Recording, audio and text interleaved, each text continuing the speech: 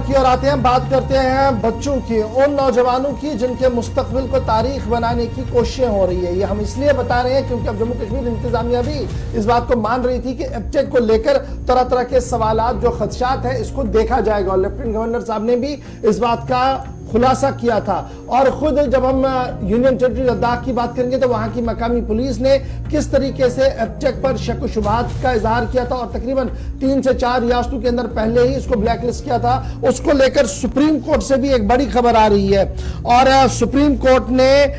SSRB को, ये जो कंपनी, जिस कंपनी को ये इम्तिहानात सौंपे गए हैं, उस पर एतराज किया है। और सुप्रीम कोर्ट ने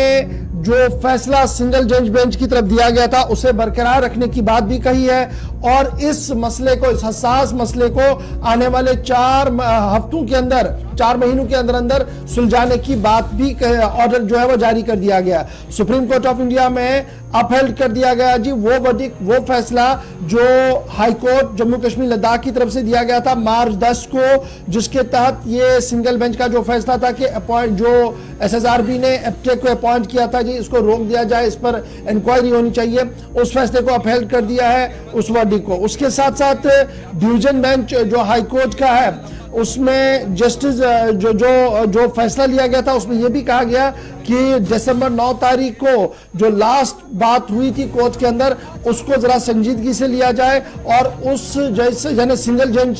बेंच के सामने जब ये मामला जाए तो इसको डिसीजन लेने का पूरा इख्तियार भी होगा। डिवीजन बेंच जो सुप्रीम कोर्ट के अंदर था, जो इस केस की समाअत कर रहा था, जस्टिस सूर्यकांत साहब और जस्टिस JK महेश्वरी साहब ने इस स्पेशल लीव पिटीशन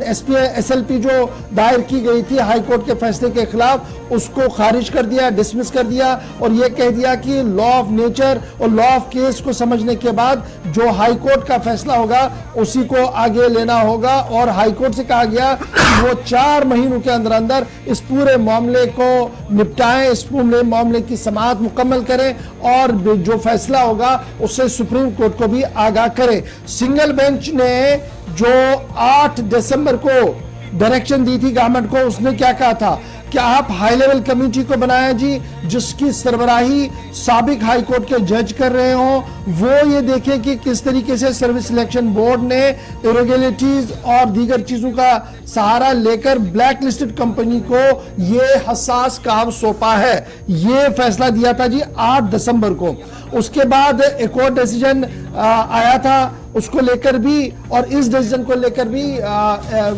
जिम्मेदार जो थे वो सुप्रीम कोर्ट चले गए थे, एबटेक सुप्रीम कोर्ट चला गया था, और सुप्रीम कोर्ट ने फिलहाल उनकी SLP को मानने से इनकार कर दिया गया। मैंने पहले कहा कि 8 दिसंबर का क्या हुआ था, फिर 9 दिसंबर को डिवीजन बेंच ने स्टे कर दिया था ऑपरेशन, जो जजमेंट पास किया गया था जी सिंगल जज की तरफ से by virtue of computer based testing को लेकर, उसमें कहा गया था इसको रोक दिया जाए, टेस्ट तब तक ना हो। उन्होंने कहा जनाब टेस्ट होने चाहिए लेकिन तहकीक भी होनी चाहिए। तो अब ये तहकीकात मुकम्मल हो, 4 महीने का वक्त दे दिया गया सुप्रीम कोर्ट की तरफ से, और यह साफ कर दिया गया कि तहकीकात होनी चाहिए। लॉ ऑफ नेचर यही कह रहा है, और इसकी समाअत रेगुलर बुनियादों पर अब होगी, ये बात सामने आ चुकी है सुप्रीम कोर्ट की तरफ से। चलिए आगे बढ़ते